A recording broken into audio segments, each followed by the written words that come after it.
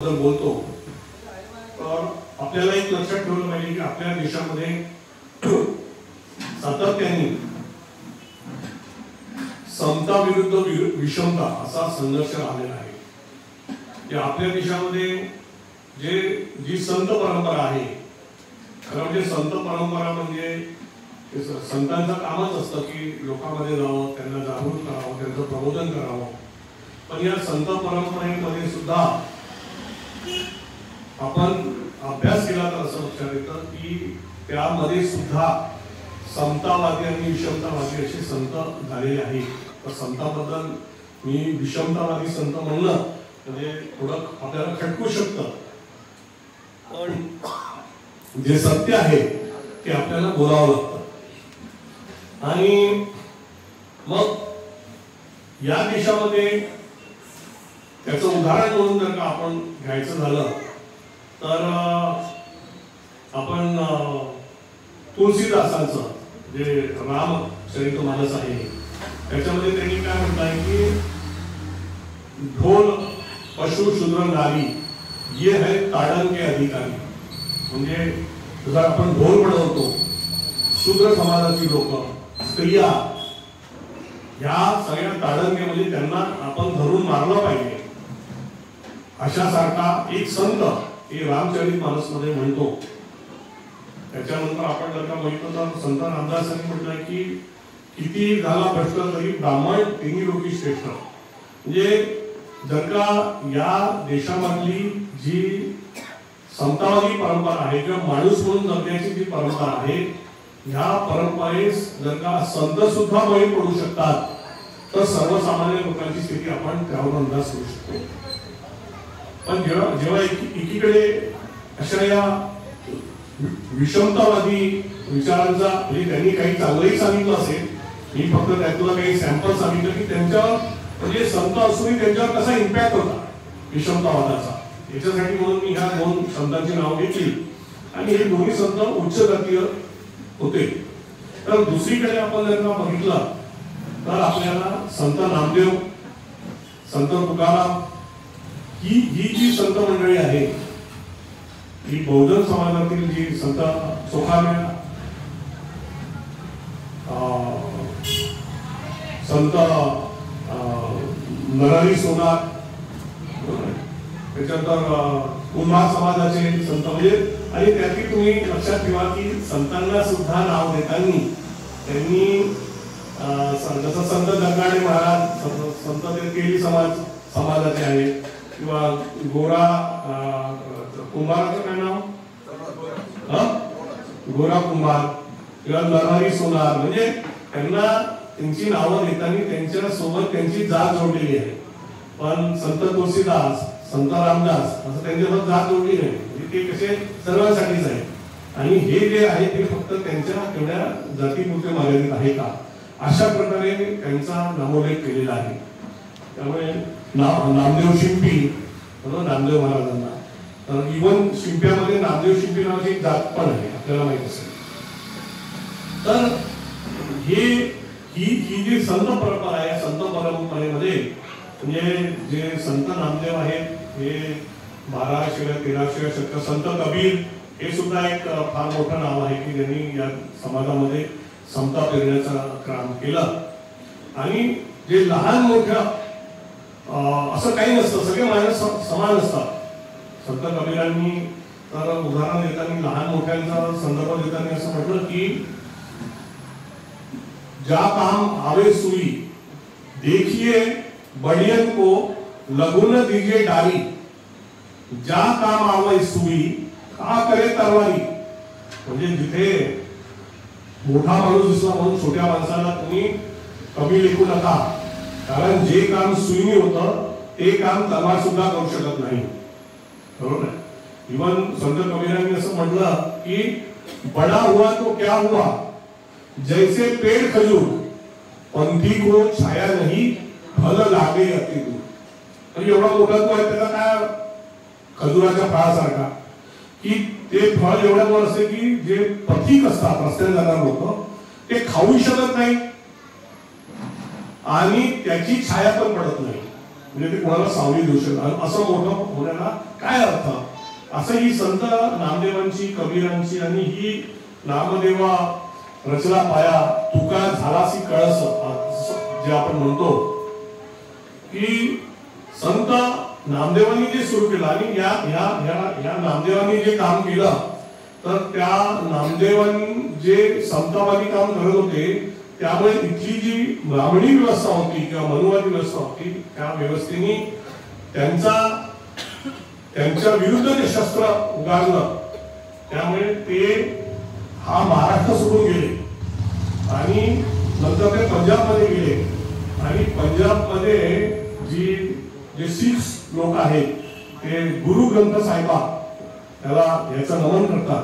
तर त्या गुरु ग्रंथ साहिबामध्ये सुद्धा संत नामदेवांचे अभंग किंवा दोहे आहेत, त्यांचं लिखाण आहे.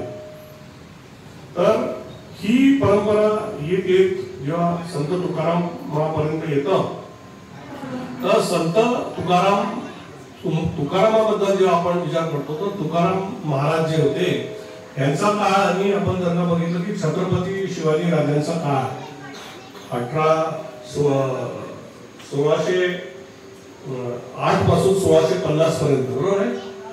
तर 42 वर्षाचं फक्त आयुष्य संत तुकारामांचं होतं आणि त्या काळामध्ये म्हणजे त्यांची जी कीर्तन होती त्या कीर्तनाच्या माध्यमातून त्यांनी समाजाला जे जागरूक करण्याचं काम केलं.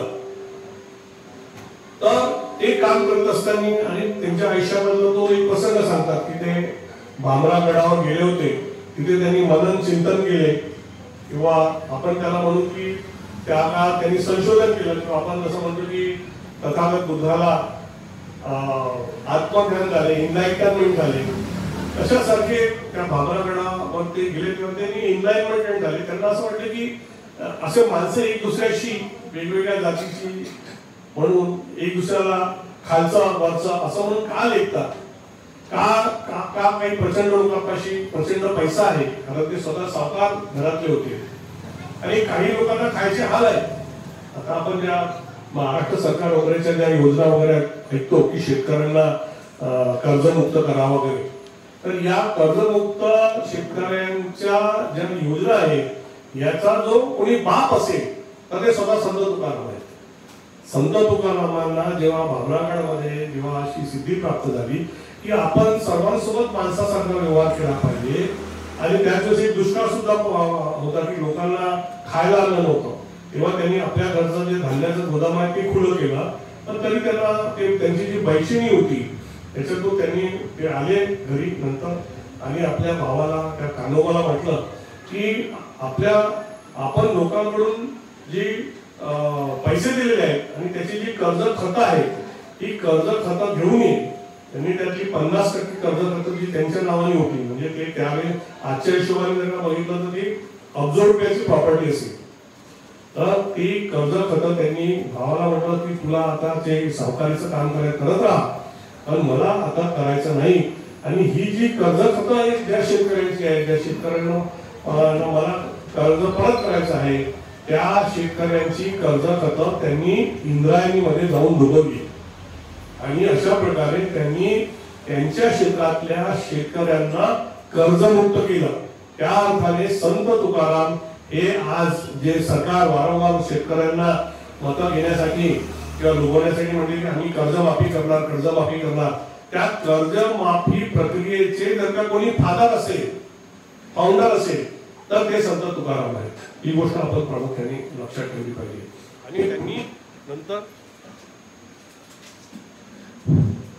ठीक आहे मोठ्यावर बंद झाला तर ते काय करून झाले तिकडे बंद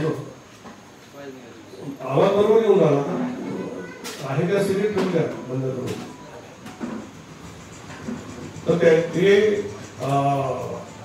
तर या तुकाराम महाराजांनी ज्यावेळेस असं बघितलं की इथे सर्व समाजामध्ये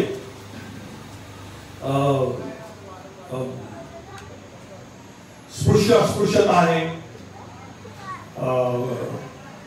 एकीकडे प्रचंड गरिबी आहे, तर त्यावेळेस आणि शूद्र अतिशूद्र किंवा वर्ण व्यवस्था, जाती व्यवस्था हे सगळं जेव्हा त्यांनी बघितलं तर तेव्हा त्यांनी सुद्धा असं म्हटलं की आणि त्यावेळेसच्या काळानुसार जो ब्राह्मण समाज होता, ब्राह्मण व्यवस्था होती, त्यानुसार संत तुकाराम महाराज जेव्हा आपल्या समाजाचं प्रबोधन करायला लागले तेव्हा आपल्याला माहित आहे त्यांची नावं काय, मंबाजी आणि रामेश्वर भट या दोघांनी ब्राह्मण सभेसमोर अर्ज दिला की हे तुकारामाचं थांबवलं पाहिजे, हे जे प्रबोधन वगैरे करतो, कारण हा अधिकार त्याला नाही. म्हणजे बघा, कारण की तुकाराम महाराज हे जातीने कुणबी होते आणि त्यांनी त्यांच्या अभंगामध्ये सुद्धा म्हटलं आहे,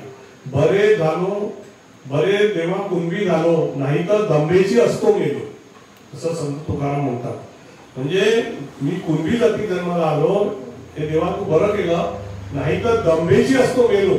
म्हणजे या देशामध्ये जे उच्च जातीय जे उच्च वर्णीय लोक होते त्यांना एक जात काहीच नव्हतं, पण फक्त आपण उच्च जातीचा आहे याचा दंभा, हे मिजाज घेऊन ते जगत होते. त्यांना असं वाटलं की मी त्या दांभिक जीवनापासून वाचलो की मी कुणबी म्हणून जन्म घेतला. हा त्यांचा अतिशय महत्वाचा मुद्दा आपण लक्षात ठेवला पाहिजे. आणि म्हणून त्यांनी देवाचे उपकार मानले आणि त्यांनी असं म्हटलं की जेव्हा ते देवाच्या शोधासाठी गेले,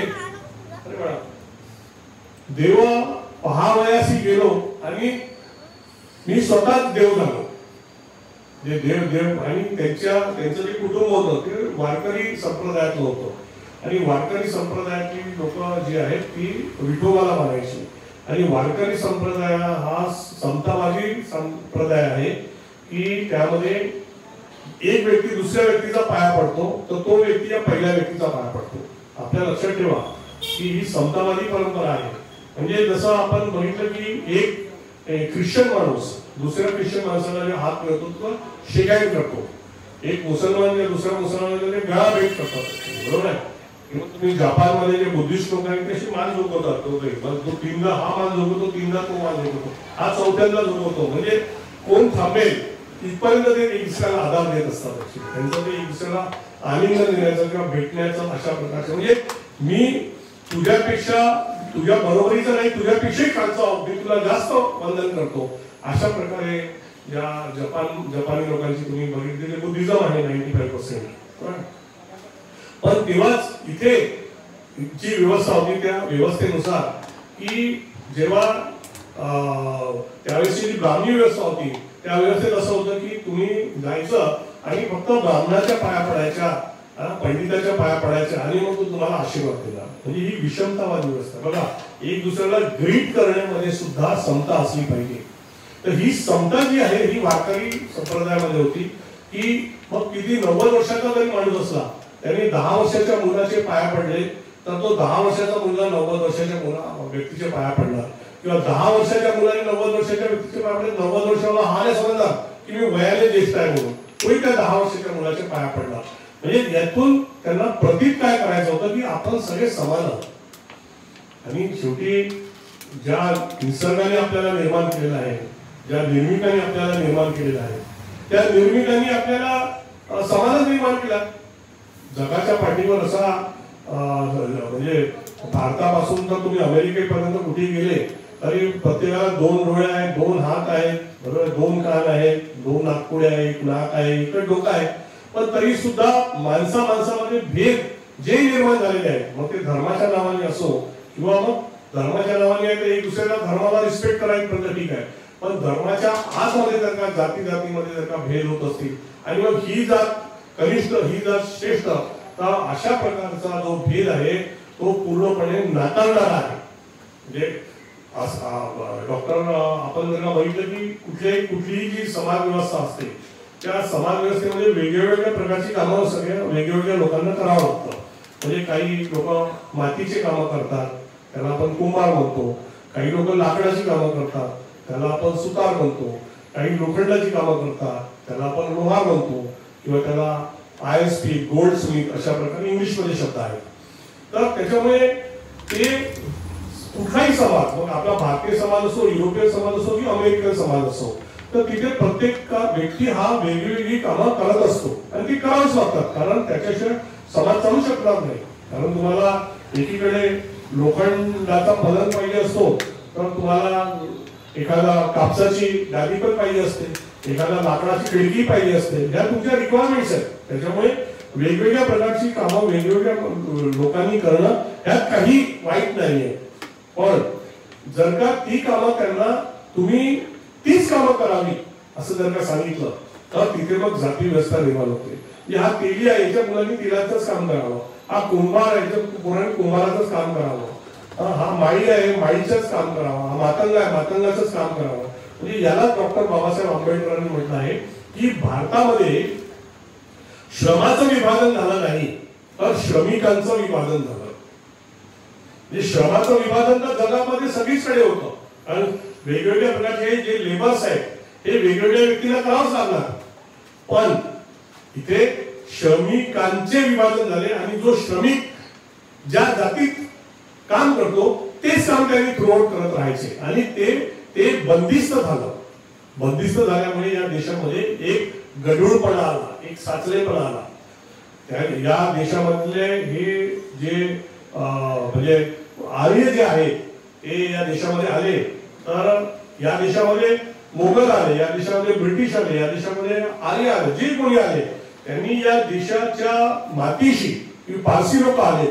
पारसीचं तर ते उदाहरण आहे की ते पारसी लोक जेव्हा भारतात येत होते तो गुजरातचा राजा त्यांना म्हणलं की आमची जी जागा आहे ही जागा पूर्ण भरलेली आहे तर आम्ही तुम्हाला कसं सामावून घेऊ हे सांगण्यासाठी त्यांनी एक गडवाभर दूध त्या पारसी लोकांच्या टीमला पाठवलं.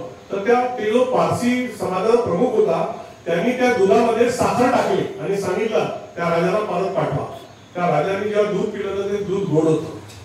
तर तो बोलला की आम्ही तुमची जागा व्यापणार नाही, आम्ही तुमच्याच जागेमध्ये राहू, पण आम्ही ते जे दूध आहे त्या दूध साखर घालून त्याला गोड करू, हा भारत आम्ही गोड करू.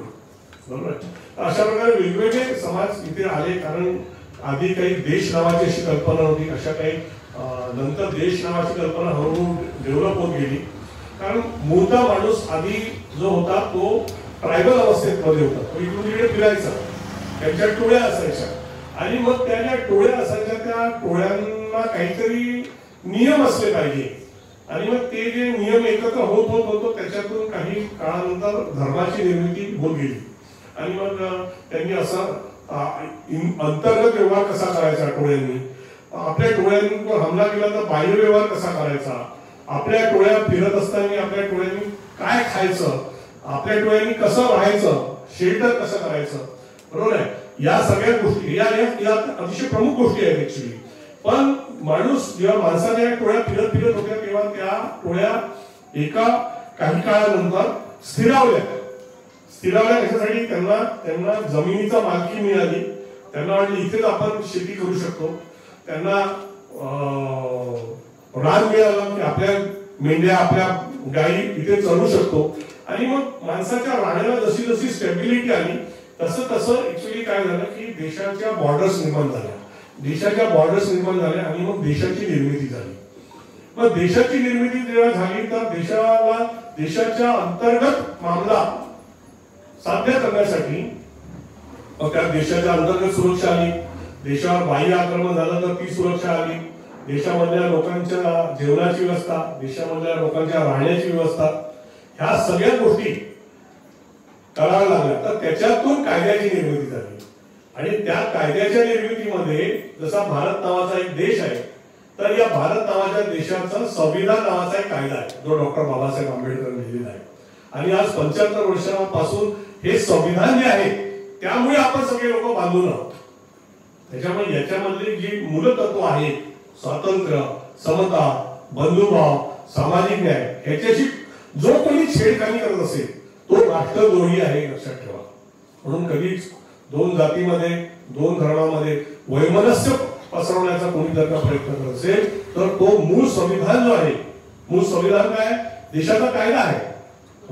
म्हणून मी बऱ्याच लोकांना असं म्हणतोय की आज जर का आपला धर्म कुठला आहे तर भारत हा आपला धर्म आहे, संविधान हे आपला धर्मग्रंथ आहे आणि संसद जे आहे ते आपलं धर्म मंदिर आहे. कारण लोक मंदिरात कशाला जातात, देवाची प्रार्थना कशाला करतात, मला हे भेटलं पाहिजे, मला ते भेटलं पाहिजे. आता तेच लोक मोर्चे संसदेवर घेऊन जातात. मान्यवर काशीरामजींनी म्हटलं होतं ना की मंडल आयोग लागू करो नाही तो खुर्ची खाली करो, किंवा ज्यांना राम मंदिर बांधायचं होतं ते सुद्धा आपले मोर्चे संसदेवर घेऊन जायचे. म्हणजे संसदेमध्येच ती शक्ती आहे, तर म्हणून ते आपलं मंदिर. तर अशा प्रकारच्या रचनेमध्ये आपण आज राहतो. आणि या रचनेमध्ये आता संविधानाच्या मार्फत जेव्हा आपण राहतो तर आपले ही जी आपली संत परंपरा आहे, या संत परंपरेने जे सांगायचा प्रयत्न केला की आपण माणूस म्हणून एक आहोत, तर हेच संविधानाने सांगितलं की आपल्या सगळ्यांची एक नवीन ओळख आहे आणि ती ओळख म्हणजे आपण सगळे भारतीय नागरिक आहोत. आता कोणी ब्राह्मण नाही, क्षत्रिय नाही, वैश्य नाही, शूद्र नाही, अतिशूद्र नाही, सगळ्यांची एकच ओळख आहे, ती म्हणजे भारतीय नागरिक. तुम्ही इथून जर का युरोपमध्ये किंवा अमेरिकेमध्ये जर का जायचं झालं तर भारताचा राष्ट्रपती जेव्हा तो स्टॅम्प मारतो पासपोर्टवर, तो तुम्ही भारतीय नागरिक आहे म्हणून मारतो. तो अमुक जातीचा आहे, अमुक धर्माचा आहे म्हणून तो स्टॅम्प नसतो. आता हे पहलगामचा इश्यू झाला तर आपण काय म्हटलं, पाकिस्तानच्या नागरिकांना चाललं जा, कारण त्यांच्याशी पाकिस्तानचा पासपोर्ट होता, म्हणजे तुम्ही तिकडले नागरिक आहात. तर एक नागरिक म्हणून आपण आता सर्व लोक एका समान तळावर आलो आहोत. तर ह्याच्या मागची परंपरा जी आहे ही या संतांची परंपरा होती. आणि त्यांनी या समाजामध्ये असणारे जे अंधश्रद्धा आहे, अज्ञान आहे, हे सगळं समाप्त करण्याचं जे काम आहे ते या संतांनी केलं. आणि म्हणून त्यांनी असं करत असताना किंवा एक त्यांचा अप्रोच कसा होता याच्यासाठी मी उदाहरण देतो की त्यांनी त्यावेळेस लोक नवस आवाज करायची, तर मूल होत नाही म्हणून नवस करणं, व्रत करणं, व्रतवैकल्प करणं. तर तेव्हा त्यावेळेस त्या 16व्या शतकामध्ये संत तुकाराम महाराज म्हणतात की नवसे कन्या पुत्र होती तर का करावं लागते पती. जर का नवसानी जर का कन्या पुत्र होत असतील तर पती करण्याची गरज काय. तसा बघितला तर हा 16व्या शतकामध्ये त्यांनी मांडलेली त्यांची जी अभंग आहे, हा अभंग नसून हे एक सायंटिफिक प्रिन्सिपल आहे, सिद्धांत आहे, वैज्ञानिक सिद्धांत आहे. जर का आपला देश हा आधीपासून समतावादी असता तर आपण त्यांचा संत तुकाराम हा उल्लेख न करता सायंटिस्ट तुकाराम असा उल्लेख केला असता. पण आपण आपल्याच लोकांमध्ये हा खालचा, हा वरचा, हा नीच, हा अस्पृश्य करत आपला देश बर्बाद केला. आता कोणी तो बर्बाद करू नका. म्हणजे डॉक्टर बाबासाहेब आंबेडकरांनी म्हणजे महात्मा ज्योतिबा फुलेंनी जी पहिली शाळा काढली त्यापेक्षा महात्मा फुलेंनी टीव्हीचा शोध लावला असता. बाबासाहेबांनी भारताचं संविधान लिहिलं तर बाबासाहेबांनी जे जो न्यूक्लिअर पॉवर आहे त्याचा शोध लावला असता आणि आपला देश महाकाय आणि शक्तिशाली देश झाला असता. पण आपल्या देशामधले ह्या महापुरुषांना हेच काम करत आपला वेळ घालवावा लागला की इथले हा खालचा, हा वरचा, हा शूद्र, हा अतिशूद्र, हा ब्राह्मण, हा क्षत्रिय, हा वैश्य, याच्याशिवाय धंदेच केलेले आपण. त्या 16व्या शतकामध्ये जेव्हा तुकाराम महाराज म्हणतात की नवसे कन्या पुत्र होती तर का करावा लागतो पती, हा बायोलॉजीचा सिद्धांत आहे. तर त्याच वेळेस युरोपमध्ये जे सायंटिस्ट लोक होते ते सायंटिफिक शोध लावत होते की पृथ्वी ही गोल आहे. आता पृथ्वी गोल आहे म्हणजे हा पण सायन्सचा एक शोध आहे, बरोबर आहे का. कशावर पृथ्वी गोल आहे असं ओळखला आपण, सांगू शकते का तू. पृथ्वी गोल कशी आता चौपट आहे ना. म्हणजे आणि आमची स्थिती कशी होती ते मी सांगतो की आमच्या इथे जर का सरांनी सांगितलं की पृथ्वी गोल आहे, सरांनी सांगितलं पृथ्वी गोल आहे, पाठ करा पृथ्वी गोल आहे, पृथ्वी गोल. तो घरी जर का तो सुताराचा मुलगा आला तर त्याचा वडील त्याला म्हणतात पृथ्वी गोल कशी आहे, गोल आहे तर घसरून जाऊ ना आपण, पृथ्वी सपाट आहे, काय पाठ कर. तो पृथ्वी सपाट आहे, पृथ्वी सपाट आहे, पृथ्वी सपाट आहे पाठ करतो. मग गुरु सर वडील म्हणून आले तर गुरुजीपेक्षा तर वडील जवळचे ना. पण त्याची परंपरा काय की वडिलांनी सांगितलं तेच ऍक्सेप्ट करायचं असं आहे का काही. तुम्ही ऐकता का वडिलांचं. तेच ऐकतो आपण जे खरं आहे, जे खरं नाही आहे त्याला आपण विरोध केलाच पाहिजे. म्हणजे 5 वर्षाच्या असताना माझ्या मुलीला मी म्हटलं उठबशा काढ, तर ती काय म्हणजे कशाला काढू. म्हटलं उठबशा काढ, म्हणजे मी काढणार नाही. म्हणजे तिथेच तिने विद्रोह केला. आणि ज्या गोष्टीची जी गोष्ट काही चुकीच मी केली आणि शिक्षाला बघू, बरोबर. तर मग हा पोरगा पुन्हा शाळेत गेला, सरांनी त्याला विचारलं, ही आपल्या समाजातल्या ओबीसी समाजाची स्थिती आहे, म्हणून मी तुम्हाला एक उदाहरण देतोय की सरांनी त्याला म्हटले की अरे चला चल उभा राहा, गणेश सांग आता की पृथ्वी कशी आहे. तो बोलला सर पृथ्वी सपाट आहे. तो सर म्हणे तुला काला शिकवलं पृथ्वी गोल आहे. नाही म्हणे माझे बाबा म्हणत होते पृथ्वी सपाट आहे. त्या सरांनी पण एक थापड मारली, म्हणजे बापांनी मारली होती गोल आहे म्हणून सपाटली आणि यांनी या पोराला असा कन्फ्यूज जर का पोरं समाजात निर्माण होत असते. पण त्या पोराला परीक्षेमध्ये प्रश्न आला पृथ्वी कशी आहे, तर त्यांनी उत्तर दिलं की पृथ्वी शाळेमध्ये गोल आहे आणि घरामध्ये सपाट. मला सांगा अशा कन्फ्यूज म्हणजे जिथे समाजामध्ये सायंटिस्ट पैदा होऊ शकतात का? आता हे सत्यनारायणची कथा करतात भाजी, ते का म्हणतात की ते प्रसाद खाल्ला कलावतीने आणि नौका वर आली. पोरं शाळेत शिकतात, पोरं सरांना म्हणतात सर जर का लोखंडी वस्तू जर का पाण्यात टाकली ती खाली डुबेल, ती वर कशी येईल? आता गुरुत्वाकर्षणचा सिद्धांत आहे, बरोबर आहे ना? तर पण घरी जेव्हा त्याच ओबीसीच्या घरामध्ये सत्याची कथा होते तेव्हा तो भटजी जो आहे तो सांगतो की प्रसाद खाल्ला आणि नौका वर आली. हा पोरगा कन्फ्यूज होईल ना की जे शाळेमधले गुरुजी आहेत ते बरोबर की हे कथा सांगणारे गुरुजी बरोबर. अशा दोन गुरुजींच्या संग्रामात सापडलेला जो भारतीय योग आहे तो म्हणून विज्ञानवादी नाहीये.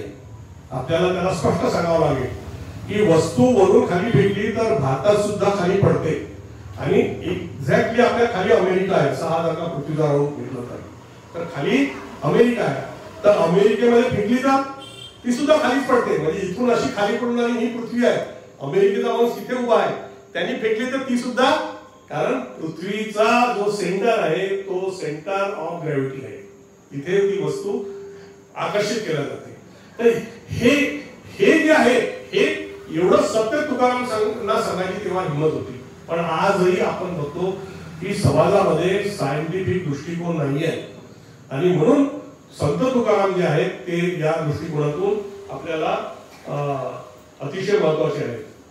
तसंच ते म्हणतात की लोक तीर्थाला जायचे, तीर्थाटन करायचे, तर ते म्हणायचे तीर्थी धोंडा पाणी देव रोकडा सज्जनी.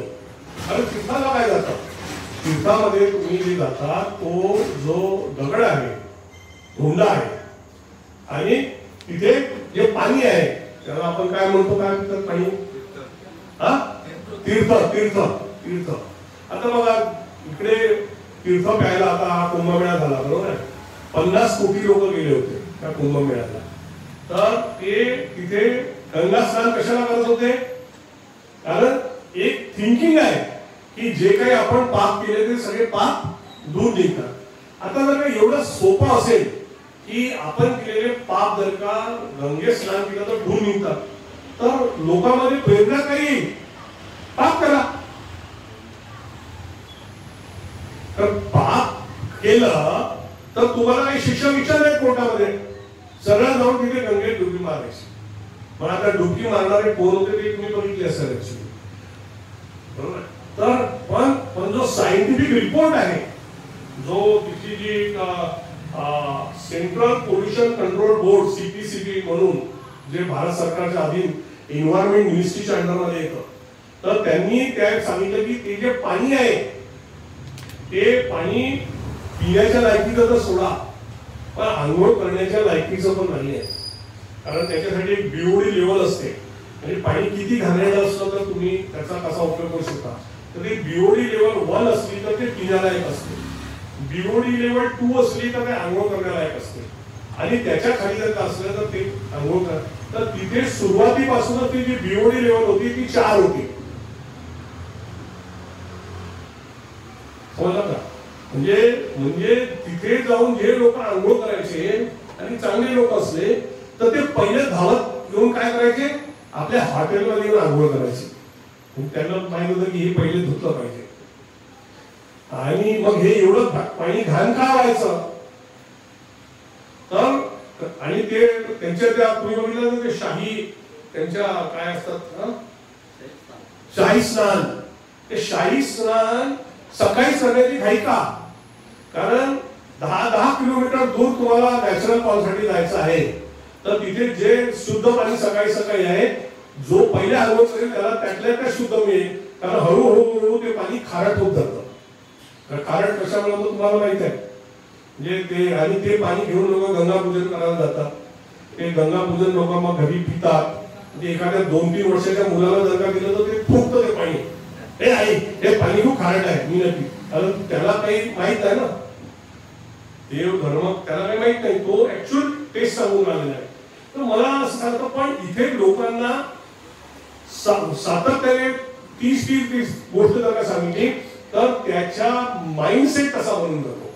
म्हणून आपल्याला जर आपल्या देशाची प्रगती करायची असेल तर आपल्याला अतिशय तुकाराम महाराजांना स्वीकारणं यासाठी गरजेचं आहे की त्यांनी अतिशय सायंटिफिक पद्धतीने या सगळ्या गोष्टी मांडलेल्या आहेत. आणि म्हणून आजच्या दृष्टीने तुकाराम महाराज जे आहेत हे अतिशय महत्वाचे आहे. तुकाराम महाराजांनी त्यावेळेस जी पाप पुण्याची कल्पना होती त्याच्या विरुद्ध सुद्धा त्यांनी अनेक लिखाण केलेलं आहे. आणि त्यांनी आम्हा घरी धन शब्दाची रत्ने शब्दाची शस्त्रे यत्ने करू. आणि त्यांनी म्हटलं की जर का तुम्ही त्यातला एक प्रसंग म्हणून सांगतो. सोलापूरचा एक माजी महापौर महेश कुटे हा त्या फेब्रुवारी महिन्यामध्ये जेव्हा तिथे गेला होता गंगा स्नान करायला, तर कडाक्याच्या थंडीमुळे त्याला हार्ट अटॅक आला आणि हार्ट अटॅकने तो मरण पावला. तुम्ही न्यूज पेपर बघता की नाही, न्यूज ऐकली होती की नाही? म्हणजे अशा प्रकारे आपण स्वतः विचार करायला पाहिजे ना.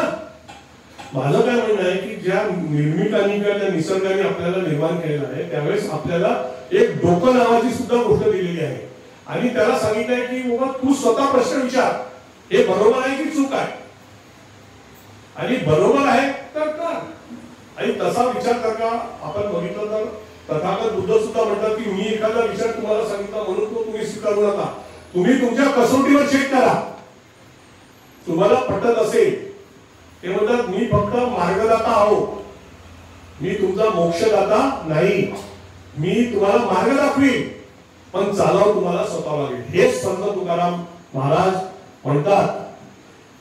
म्हणजे कुठलीच गोष्ट अशक्य नाही हे म्हणतात. ते म्हणतात असाध्य ते साध्य करिता सायास कारण अभ्यास तुका म्हणे. म्हणजे जगाच्या पाठीवर अशी कुठलीच गोष्ट नाही आहे की जी तुम्ही करू शकत नाही. तुम्ही ठरवलं तर तुम्ही जे तुम्हाला पाहिजे ते तुम्ही साध्य करू शकता. पण त्यासाठी काय करावं लागेल? अभ्यास करिता कारण अभ्यास तुका म्हणे. म्हणजे तुम्ही त्याचा अभ्यास करा, दिवस रात्र अभ्यास करा. हा दिवस रात्र अभ्यास केल्यामुळे वर्गाच्या बाहेर बसणारा एक विद्यार्थी नंतरच्या काळामध्ये अमेरिकेमध्ये आणि इंग्लंडमध्ये जाऊन शिक्षण घेतो आणि भारताचं संविधान लिहितो. त्या विद्यार्थ्याचं नाव डॉक्टर बाबासाहेब आंबेडकर. बरोबर आहे? अभ्यास. त्याच्यामुळे बरं आहे की आपण या संत तुकाराम संत नामदेवाच्या परंपरेतले लोक आहोत की त्यांनी आमच्या संतांनी तेव्हा सांगितलं की तुम्ही अभ्यास करा. आणि म्हणून मला असं वाटतं की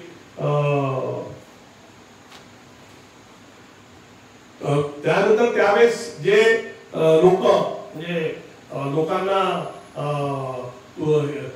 ही शांती करा ती शांती करा, हे पाप झाल्या तुझ्या तुझे पुण्य झाले, तर अशा वेळेस ते अशा लोकांवर हमला करताना संत तुकाराम म्हणतात ऐसे कैसे झाले बंधू कर्म करुणी म्हणती साधू अंगा लावून राख डोळे झाकून या करती पाप. म्हणजे त्यावेळेसचे जे साधू होते, जे बंधू होते, त्या बंधू लोकांवर सुद्धा संत तुकारामांनी आसूड ओढलेले आहे की अशा प्रकारच्या लोकांपासून तुम्ही दूर राहा. तुका म्हणे सांगू किती जळो तयाची संगती, त्यांच्या सोबतच राहू नका तुम्ही.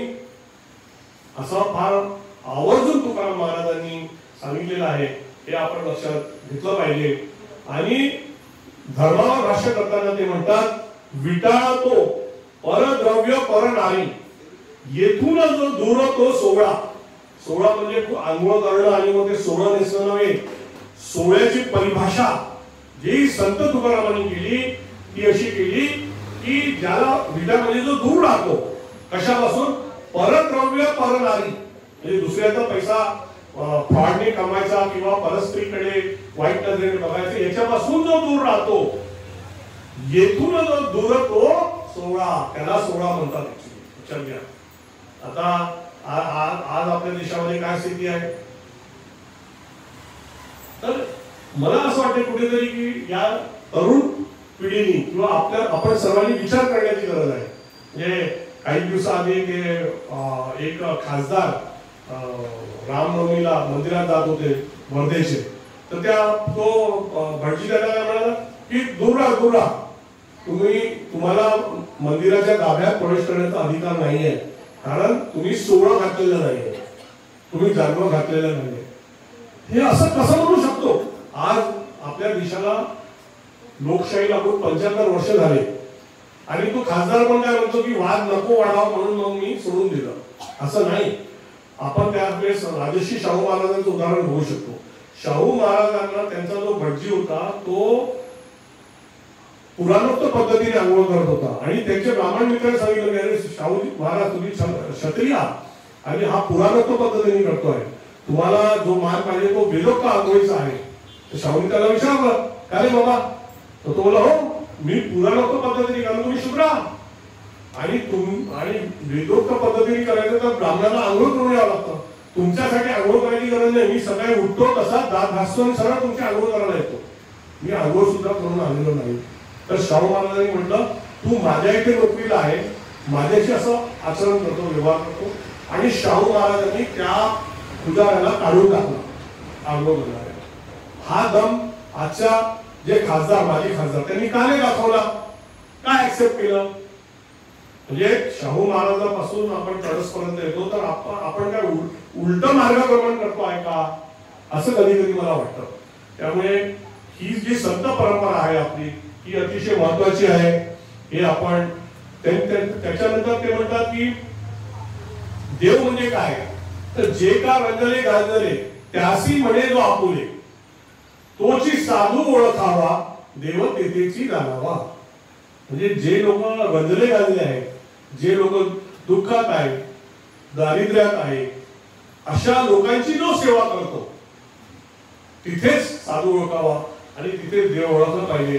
अशा प्रकारे इवन त्यावेळेस जे संत तुकाराम महाराज होते हे वेदाला प्रामाण्य मानत होते आणि त्यांनी म्हटलं की वेद काय ते आम्हाला माहित आहे, तर वेदाचा तो अर्थ आम्हासीचा ठावा इतरांनी वहावा भार त्याचा. वेदात काय आहे ते त्याचा आम्हाला काही सांगू नका, ते आम्हाला माहित आहे आणि ज्यांना फक्त ते पाठ केले आहेत म्हणून तसे चालवायचे आहे तो भार तुम्ही स्वतः वाहत राहा. अशा प्रकारे कणखरपणे सांगणारे संत तुकाराम महाराज होते. आणि या संत तुकाराम महाराजांनी जेव्हा जे बंड केले होते ते बंड सामाजिक बंड होते, ती सामाजिक क्रांती होती, सर्व बहुजन समाज जागृत झाला होता आणि हे आपल्याला परवडणारे नाही.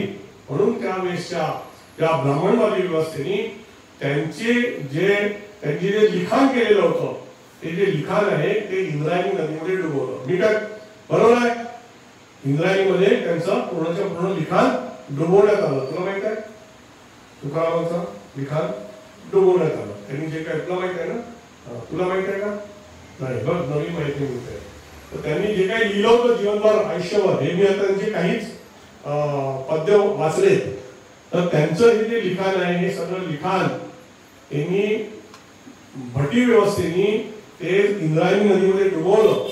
आणि त्याच्यामुळे मी ज्यासाठी पूर्ण आयुष्य संघर्ष केला ते माझं लिखाणच आता खतम झालेलं आहे, तर मी जगून तरी काय फायदा. म्हणून इंद्रायणी नदीच्या काठी संत तुकारामांनी आपला अन्नत्याग केला आणि म्हटलं की मी आता हे जग सोडून जातो, आता मला जगायची इच्छा नाहीये. पण त्यावेळेस त्यांच्या सोबत असणारे सातत्याने संत जंगाडे महाराज होते, ते तेली समाजाचे होते. तर ते त्यांचं ते उत्तम लिखाण करायचे, त्यांची मेमरी चांगली होती. तर त्यांनी जेव्हा इकडे त्यांनी अन्नत्याग केला त्याच वेळेस संत जंगाडे महाराजांनी जे जे आठवू शकते त्या सगळ्या त्यांच्या गाथा ज्या आहेत त्या लिहिणं सुरू केलं. आणि बरोबर 13व्या दिवशी असं म्हणतात 13व्या दिवशी त्या गाथा वर आल्या असं गाथागितावर एक पुन्हा ग्रॅव्हिटीचा सिद्धांत आला आहे ना, वस्तू खाली गेली की गेली, वर थोडी येत नाही ना. तर त्यांनी त्या पूर्णच्या पूर्ण लिहिलेलं संत तुकारामांना दिलं. म्हटलं तुकाराम माझ्या मित्रा, माझ्या गुरु, असं आयुष्य देऊ नकोस. हे बघ, हे पूर्णच्या पूर्ण मी लिहून काढलेलं आहे आणि याच्यानंतर याला कोणीच आता भंग करू शकणार नाही. म्हणून तुकारामाच्या साहित्याला अभंग असं म्हणतात. म्हणजे ते कारण एकदा या देशातल्या ब्राह्मणी व्यवस्थेने भंग करायचा प्रयत्न केला होता, पण त्यांचे निकटवर्गीय मित्र आणि त्यांचे शिष्य संत गगनाडे महाराजांनी जे भंग झालं त्याला पुन्हा एकदा पुनर्लिखित केलं आणि म्हणून त्याला अभंग बनवलं. आणि म्हणून त्याला आता ते कधीच भंग होऊ शकणार नाही. आणि म्हणून या संत तुकारामाचे जे मी आता तुमच्या समोर वाचले ते तुकाराम महाराजांचे अभंग होते. त्यानुसार त्यांनी असं म्हटलं, भिक्षा पात्र अवलंबिनी जळो जिने लांछिने. त्या काळामध्ये जी जी काही व्यवस्था होती तर लोकांकडे जाऊन भिक्षा पात्र घेऊन भीक मागायचं काम त्यावेळेस ब्राह्मणी व्यवस्थेतील लोक करायचे. तर त्यांनी म्हटलं की हे असं फुकटचं कशाला खातात, भिक्षा पात्र अवलंबिनी जळो जिने लांछिने. असं लांछनास्पद जीवन जगण्यात काही अर्थ नाही. अरे कष्ट करा ना, मेहनत करा, कमाई करा आणि खूप स्वतःच्या कमाईतून खा. अशा प्रकारे कष्ट करून जगा, भीक मागून जगू नका, असा संदेश सुद्धा संत तुकाराम महाराजांनी आपल्याला दिलेला आहे. आणि म्हणून संत तुकारामाबद्दल हे अहिंसेच्या बद्दल त्यांचे विचार होते. दया तिचे नाव भूताचे पालन, अति निर्दालन कंटकाचे. जे कंटक आहेत त्यांचं तुम्ही निर्दालन करा, म्हणजे त्यांना तुम्ही 2 थापडा मारल्या तरी चालेल, पण जे चांगली माणसं आहेत त्यांचं संरक्षण करा. म्हणजे तुकारामांनी जे तत्व दिलेलं आहे अहिंसेचं ते असं दिलेलं आहे की माणसाने अहिंसकच राहिलं पाहिजे, पण जे कंटक आहेत, समाज कंटक आहेत, त्यांना तुम्हाला वेळ पडली तर त्यांना ठोसा द्यावा लागेल, तर तुम्ही तो दिलाही पाहिजे. आता त्याची गरज नाहीये. आपण एका संविधानिक देशामध्ये राहतो. आपल्याबद्दल आपल्यावर कोणी हात उचलला तर आपण आपले जे सगळे पॉवर्स आहेत ते पॉवर्स आपण राज्याला दिलेले आहेत आणि राज्याचे प्रतिनिधी म्हणून पोलीस असतं. आपण पोलीस स्टेशनला जाऊन कंप्लेंट करतो, पोलीस लिहितो आणि मग आपण आपला मुद्दा कोर्टामध्ये पटवतो आणि ज्या माणसाने आपल्यासोबत अव्यवहार केलेला आहे त्या माणसाला न्यायालय शिक्षा देते. कारण आता काय केलं आपण, एक दुसऱ्याशी भारतीय संविधानानुसार सगळे नागरिक एक दुसऱ्याशी आपण बरोबरीने वागायचं ठरवलं आहे, पण तरी सुद्धा कुणी अन्याय अत्याचार केला तर त्यासाठी जे सर्व पॉवर्स आहेत ते आपण राज्याला दिलेले आहेत आणि मग राज्यातर्फे पोलीस डिपार्टमेंट असतं, कोर्ट असतं, ते त्या त्या व्यक्तीला कशी शिक्षा देत असतं. तर त्यामुळे मी या गोष्टीला त्या दृष्टिकोनातून आज बघेल की पण कुणी आपल्याला हात लावला तर आपण त्याला म्हणायचं की भाई हात मत लगा मेरे को, बात कर. या देशामध्ये आज संवादाने जे आपली जी पार्लिमेंट चालते त्या पार्लिमेंटमध्ये वेगवेगळ्या विचारांचे जे लोक जातात ते एक दुसऱ्यावर चर्चा करतात, वाद करतात, संवाद करतात, पण हात लावू शकत नाही. त्यांना वेगवेगळ्या ठिकाणी बसवण्यात येते, त्यांनी हात पण पुरले नाही पाहिजे आणि त्यांना त्या चेअरमनच्या खुर्चीला ऍड्रेस करायचं असते. चेअरमन सांगतो हा ठीक आहे आपण मुद्दा आप आता. तर अशा प्रकारचा एक संविधानिक चांगला देश आपला निर्माण झालेला आहे आणि अशा या देशामध्ये कधी कधी काही लोक काही गालबोट लावायचा प्रयत्न करत असतात, असंवैधानिक कृत्य करत असतात. तर अशा लोकांची संख्या कमी कशी होईल, जेव्हा आपण संविधान समजणाऱ्या लोकांची संख्या वाढवू, जेव्हा आपण संत तुकाराम समाजामध्ये पेरू, संत तुकाराम काय होते हे लोकांना सांगू, संत तुकारामांचा संघर्ष काय होता हे आपण सांगू, तर लोकांना लक्षात येईल की या देशामध्ये जी समता आणि विषमतेची जी लढाई सुरू आहे ती लढाई आजही सुरू आहे. हीच लढाई ती संत परंपरा होती, समतावादी परंपरा होती, त्या समतावादी परंपरेतून छत्रपती शिवाजी राज्याचा उदय झाला. शिवाजी महाराजांची जी लढाई होती ती रयतेसाठी होती, कारण शिवाजी महाराजांनी बघितलं की त्यावेळेस जो औरंगजेब आहे तो औरंगजेब या रयतेवर अन्याय करत आहे, अत्याचार करत आहे, तर त्याच्या विरुद्ध अल्टरनेटिव्ह म्हणून पण ही पृष्ठभूमी जी छत्रपती शिवाजी राजांना मिळाली याचा मागचं कारण ही संत नामदेवापासून संत तुकारामांपर्यंत आलेली समतावादी संतांची परंपरा आहे, हे आपण लक्षात ठेवायला पाहिजे। ही परंपरा हा बेस जर का नसता तर ते फाउंडेशन शिवाजी महाराजांना मिळालं नसतं। आज तेच फाउंडेशन मग आपण समोरच्या काळामध्ये आज जर का बघितलं तर फुले शाहू आंबेडकरांची चळवळ कशासारखी आहे। महात्मा फुलेंनी मुलींसाठी शिक्षणाची शाळा काढली। आता फुले पिक्चर लागलाय, सर्वांनी फुले पिक्चर बघितलाय का? हात वर करा कोणी बघितलाय, कोणी बघितलाय त्यांनी हात वर करा। इथे पिक्चर लागला नाही का फुले पिक्चर तुमच्या थिएटरमध्ये? तर थोडं पनवेल पर्यंत जा, म्हणजे सावित्रीबाईंनी आपलं काम करताना दगड धोंडे खाल्लेले आहे, त्याच्या अंगावर शेण पेटलेला आहे, बरोबर आहे, पण ती आपल्या उद्देशापासून एक तसभर पण हल्ली नाही। तिचे पती ज्योतिबा फुले दुसऱ्या दिवशी एक साडी घेऊन आले आणि तिला सांगितलं की लोक तुला जे शेण मारतात, माती फेकून मारतात, दगड फेकून मारतात, ही साडी घालून तू जायचं, चांगली साडी घालून शिकवायचं, पुन्हा येताना ही गोवावाली साडी घालून यायचं।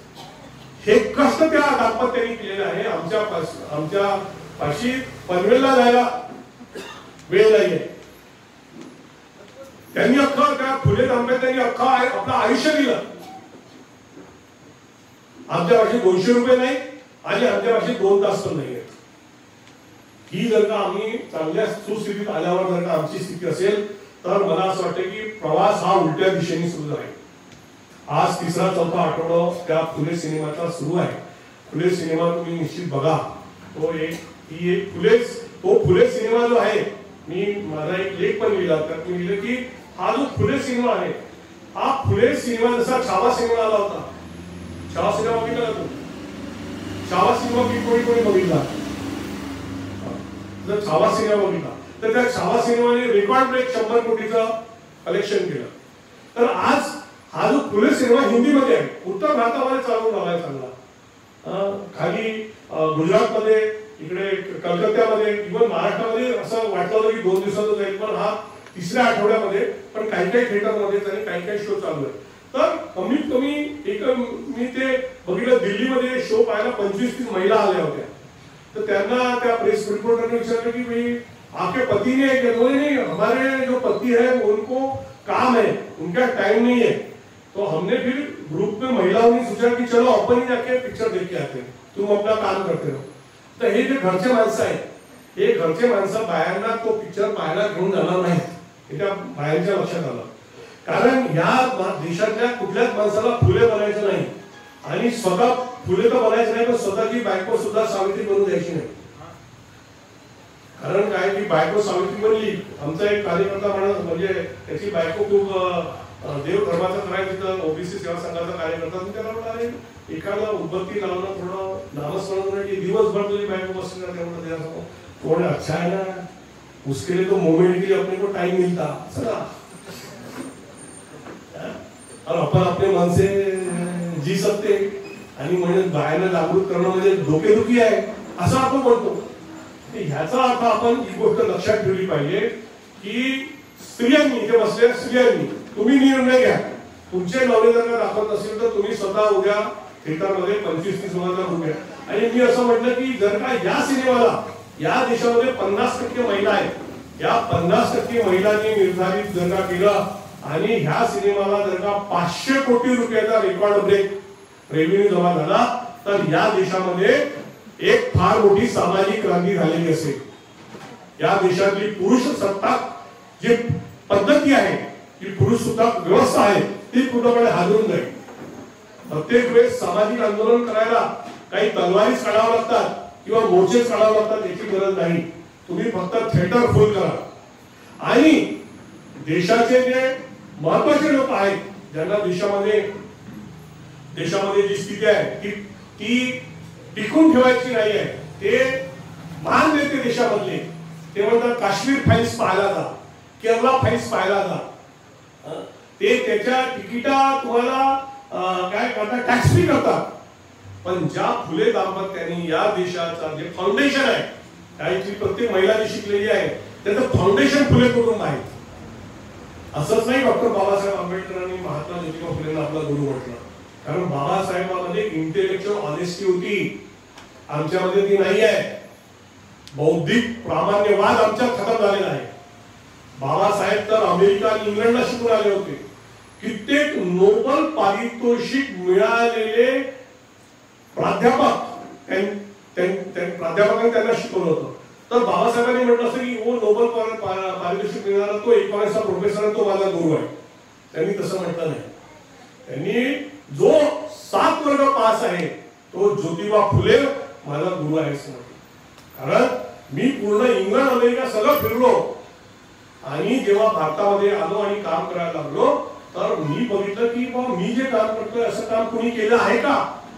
तर त्यांच्या लक्षात आलं की हे काम आधीच एका व्यक्तीने सुरू केलेलं आहे. महात्मा ज्योतिबा फुले आणि त्यांची पत्नी सावित्रीबाई फुले. आमचे काही ओबीसी संघटनेची लोक सुद्धा त्या ब्राह्मण महासंघाचा तर विरोध झाला त्या फुले सिनेमाला, पण आमच्या ओबीसी काही संघटनेचा पण त्याला विरोध झाला की भाई आप फुले कैसे नाम रखते हो, आप फुले कैसे नाम रखते हो. म्हणजे आमच्या महापुरुषाचा अपमान करता. एकही नाव घेता तुम्ही, महात्मा फुले असं नाव असलं पाहिजे. आम्ही त्याचा विरोध करतो. तो पिक्चर प्रदर्शित झाला नाही पाहिजे. तेव्हा तो जो त्या पिक्चरचा जो प्रोड्युसर आहे महादेवन, लक्षात घ्या तो ब्राह्मण आहे. त्यांनी प्रेस कॉन्फ्रेंस मध्ये येऊन म्हटलं मग की ये पिक्चर कोई महात्मा फुले पे नहीं है, ये पिक्चर महात्मा फुले और सावित्रीबाई फुले दोनों के ऊपर है. और जेव्हा तुम्ही तुमच्या घरावर नाव लिहिता तेव्हा लिहिता कांबळे, डोबळे, देशमुख, फुले, कारण दोघे नवरा बायको म्हणून तुम्ही जे आहे ते नाव, म्हणून मी फुले नाव दिलेलं आहे. म्हणजे ओबीसी चळवळीमध्ये काम करणारे ज्यांना फुले शाहू आंबेडकर माहित आहे असे कार्यकर्ते सुद्धा विरोध करत होते. तर त्यांच्यामध्ये कुठली मानसिकता होती, पुरुषी मानसिकता. म्हणजे महात्मा फुले नाव असलं पाहिजे. म्हणजे फुल्यांनी सगळं नाही केलं, सावित्रीबाईंनी काहीच नाही केलं. सावित्रीबाईंना फुल्यांनी तयार केलं, पण त्यावेळेस घरामध्ये सुद्धा लग्न झालेले स्त्री पुरुष एक दुसऱ्याशी बोलू शकत नव्हते. त्यावेळेस महात्मा फुले स्त्रियांना शिक्षण देऊ शकत नव्हते, म्हणून त्यांनी त्यांच्या पत्नीला शिक्षिका बनवलं आणि त्या शिक्षिकेने मग मुलींना शिक्षण दिलं. ही गोष्ट आपण लक्षात ठेवली पाहिजे. आणि म्हणून त्या अर्थाने त्या सावित्री नावाचा जो एक वृक्ष ज्योतिबांनी लावला तो वटवृक्ष झाला. आणि त्या वटवृक्षाच्या छायेमध्ये या देशामधल्या 50% महिला आज आरामशीर बसलेल्या आहेत, विसावत आहेत, शिक्षण घेत आहेत, उद्योजक बनत आहेत, डिग्री होल्डर होत आहेत, इंजिनियर बनत आहेत, डॉक्टर होत आहेत. आपण ते बघितलं त्या पहिल्या त्या ज्या प्रेस ब्रीफिंगला होत्या ती कुरेशी मॅडम आणि ती व्योमिका सिंग आहे ना, त्या दोन्ही महिला आमच्या देशाचा प्रतिनिधित्व करणाऱ्या कमिशन मध्ये सुद्धा महिला पोहोचलेल्या आहेत. हे काय असं सहज घडलं का? हे असं सहज नाही घडलं. इथे फुले कुटुंब आहे. त्या फुले कुटुंबाच्या ज्योतिबाला बाबासाहेबांनी आपला गुरु मानलेला आहे. आम्ही जाऊन बघितलं पाहिजे तो सिनेमा ऍक्च्युअली, आणि 4 लोकांना सांगितलं पाहिजे. मी तर माझ्या सोसायटीमध्ये महिलांना ऑफर दिला की ज्या महिलांना ही वाटत असेल तर त्यांची तिकीट मी काढून देतो तुम्हाला, पण जा सिनेमा बघायला.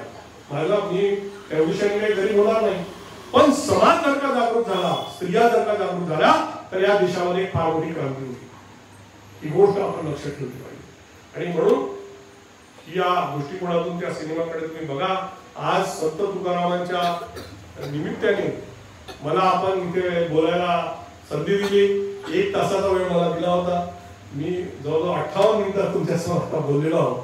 आणि संत तुकारामांचं अजून वाचन तुम्हाला करायचं असेल तर डॉक्टर आहा साळुंखेचं विद्रोही तुकाराम नावाचं जे पुस्तक आहे ते पुस्तक इथे कुठेतरी लायब्ररी असेल त्या लायब्ररीमध्ये सर तुम्ही द्या, त्यांना डोनेट करा आणि ते त्यांनी वाचावं.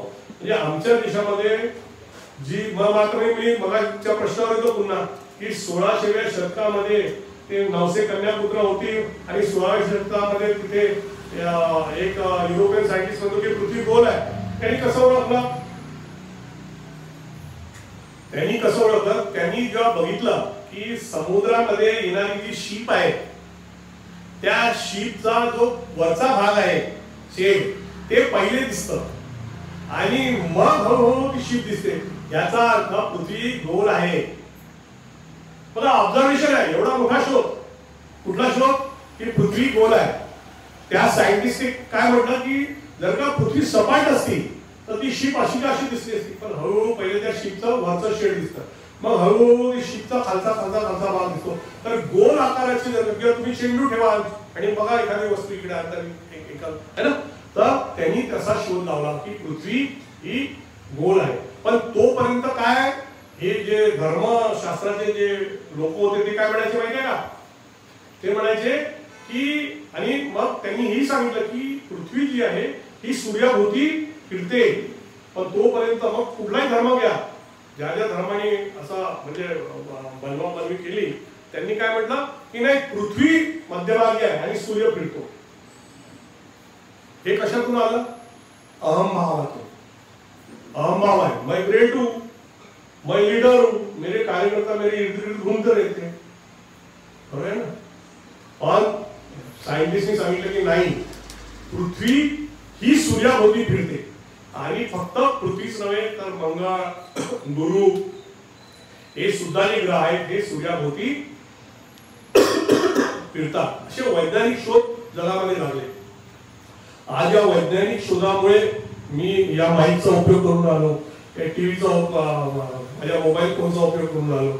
मला सांगितलं की लोक कमी असते तर मी म्हटलं मी रेकॉर्ड करून घेतो, युट्यूबवर टाकून दिल तर एवढंच माझं जे भाषण आहे फक्त 100 लोकांपर्यंत न राहता हे उद्या हजारो 10,000 लोकांपर्यंत चाललं जाईल, आहे की नाही. म्हणजे टेक्निक वापरली साधी, मी म्हटलं आपण साधा शूटिंग करून घ्यावं.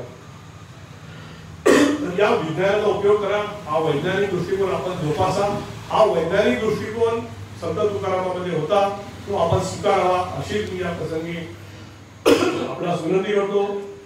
पुन्हा मी आपल्याला भावपूर्ण श्रद्धांजली व्यक्त करतो आणि माझे इथे वक्तव्य संपवतो.